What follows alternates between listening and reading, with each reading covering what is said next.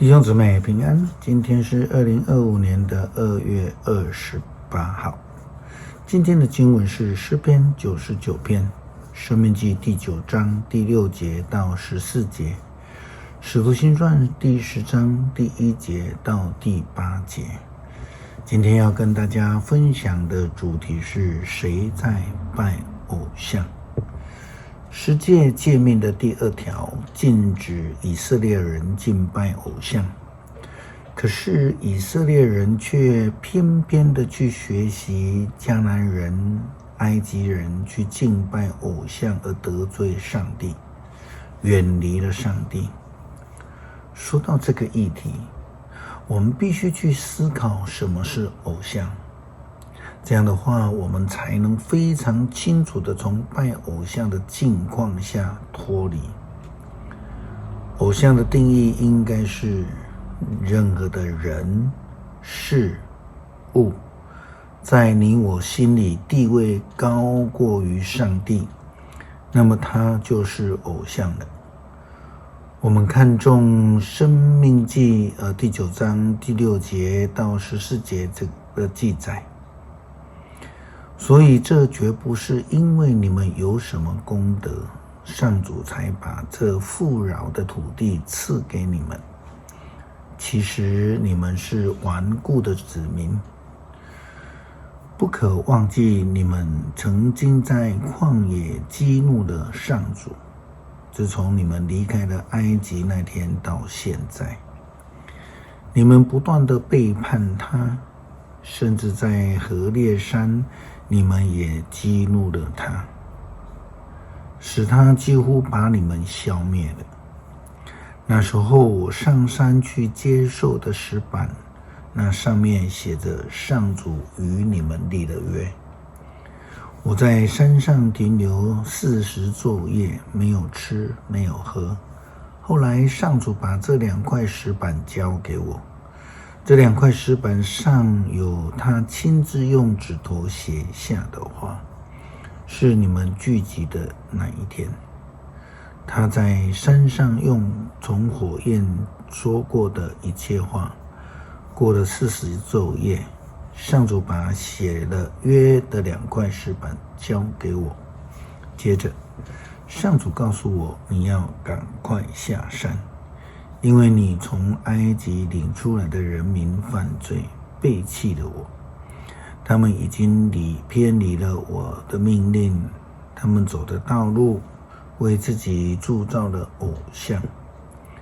上主又告诉我，我知道这人民非常的顽固，我要消灭他们，使人不再记得他们。你不要阻止我，我要立你做一国的父，你的国要比他们的强大。这里讲的除了是实际的拜偶像、铸造偶像之外，还有一件事情，就是顽固固执的人。为什么固执也是偶像呢？因为呢，太固执的人根本不会愿意听上帝的使者的劝告，也当然他就听不到上帝的声音，就必定会得罪上帝。新约初代教会的发展里，我们知道犹太人非常反对外邦人蒙救恩，他们反对到非常非常的固执，完全不听上帝的预言与旨意。保罗原本也是一个固执自以为是的来逼迫跟随耶稣基督的人，因为他认为只有犹太教才是正统。但是当他被圣灵的光照之后，他就改变了。他不但痛改前非，更成为了外邦福音的使者。耶稣基督的学生彼得呢，今天的经文里面，使徒行传第10章第1节到第8节记载了彼得受呼召的一个情形。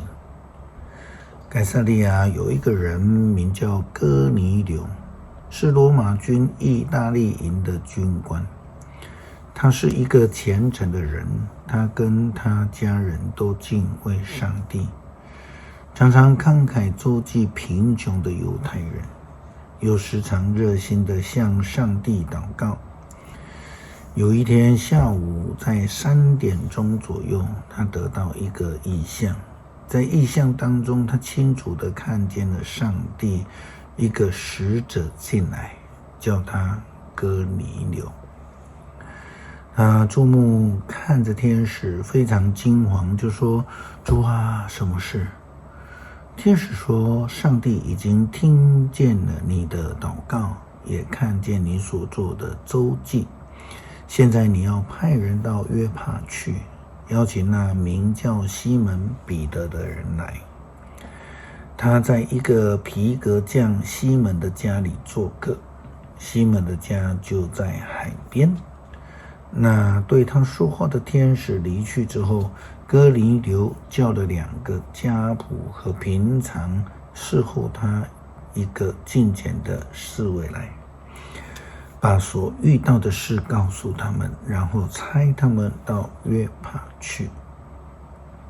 上帝呼召彼得去罗马军官哥尼流的家，上帝当然同时也向哥尼流宣告，要他去邀请彼得来他家的事。下个礼拜一我们将会谈到彼得的异梦以及他的抵抗。